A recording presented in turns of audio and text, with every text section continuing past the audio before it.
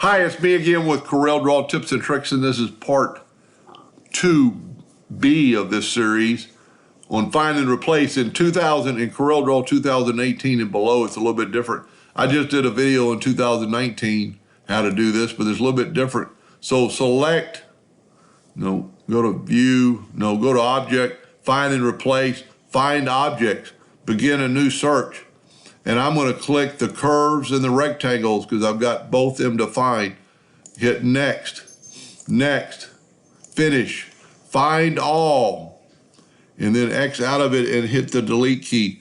It deleted all the curves and rectangles.